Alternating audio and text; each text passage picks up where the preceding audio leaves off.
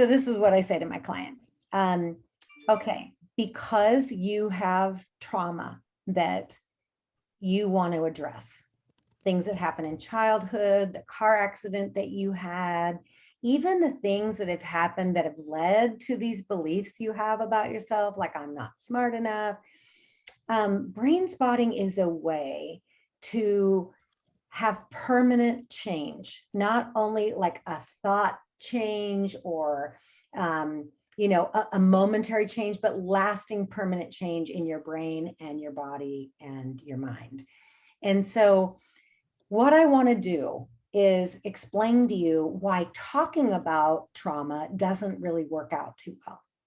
So we have thus far been doing talk therapy where we'll make different, I might teach you how to deal with codependency, or I might teach you recovery principles, or, give you suggestions for self-care or how to do mindfulness meditation.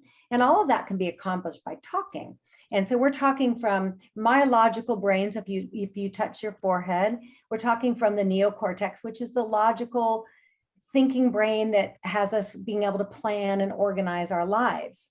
And so the problem is when we're trying to heal from developmental trauma or a traumatic event where you haven't really been the same since it happened, if we try and continue talking like we've done thus far, unfortunately, the traumatic experiences or disturbing experiences are not stored here in the logical human brain.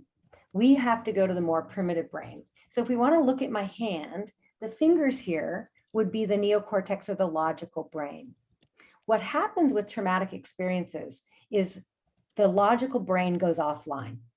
So if somebody does something that triggers you, this thumb right here is the mammalian brain or the limbic system in the brain. So you'd have to drill down 4 inches behind your nose to get to the limbic system.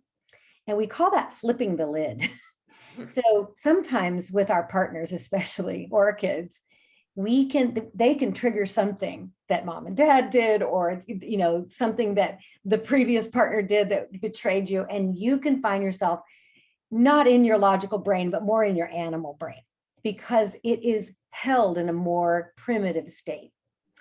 Brain spotting gets to the mammalian brain, which is like the animal brain, and it also gets to the brain stem right here, which is a reptilian brain. And we all know reptiles eat their young.